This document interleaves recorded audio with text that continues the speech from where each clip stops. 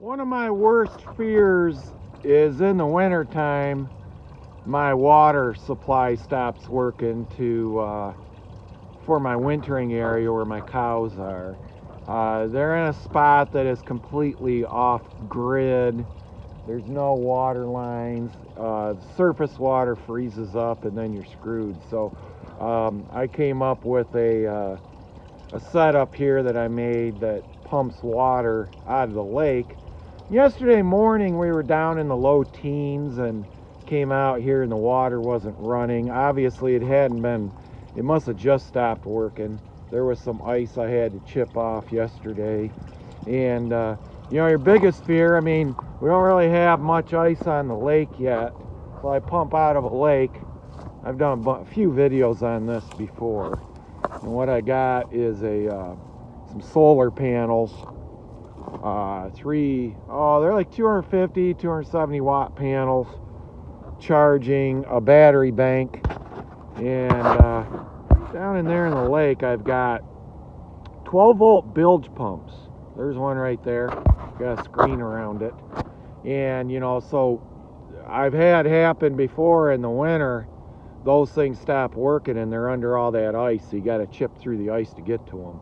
So I do put 2 pumps. So in case you come out here and one's not working and it's 10 below zero, you got a day or 2 or so to get one going and the cows aren't out of water. So I do that. But yeah, so the batteries were all... What happened really though, it wasn't the pumps. It was this charge controller, which I've had this for about like 10 years. Coming in from the solar panels, I was getting voltage. Coming out here, getting very little voltage. This goes to the battery. So that's your charge controller, so you don't overcharge your batteries. Solar equipment, usually you can't really buy locally. Luckily, there is a local guy that has panels and cable, connectors, things like that. But he did not have this large of a charge controller. You need probably about a 30 amp controller for these panels that I have. So what I did is I just, we're not getting much sun right now. I know it looks like a disaster, doesn't it? Not a professional job, obviously. I'm not an electrician. But what I did is I just hardwired the solar panels. Clipped them directly onto the battery bank. Took a couple batteries home yesterday and charged them last night on the bench. Got this wired up yesterday right to the batteries. They were measuring 6 volts. I was pretty worried when they got discharged that low that they wouldn't be frozen, but luckily it was warm enough the batteries weren't frozen, and within an hour or two they popped right up to 12 volts and had enough current to run those pumps. Basically, I haven't fried any of these pumps, I don't believe, by putting too low a voltage to them. They just stop working. The way they turn on and off is they run through these timers. If you do this, you do have to get a timer that is rated for cold weather. Otherwise, they won't work. They will stop working and chintz out on you. So and they're a special 12 volt. They're a 12 volt DC timer. So yeah, so I had to order one of these from Northern Arizona Wind and Sun, and so they're probably won't have it till Monday. I ordered it yesterday, 2-day UPS, but I think I can go okay with the sun. There's not a lot of sun. I don't think I'm going to fry these battery banks. I can basically kick up some time on the timer to let some juice run out of these batteries during the day so that pump's running a little bit more. But I think it'll be a simple fix.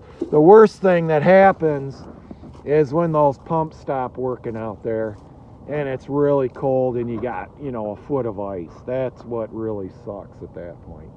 But yeah, at least it's not a big water line I got to dig up for 100 feet or something like that. It could be worse.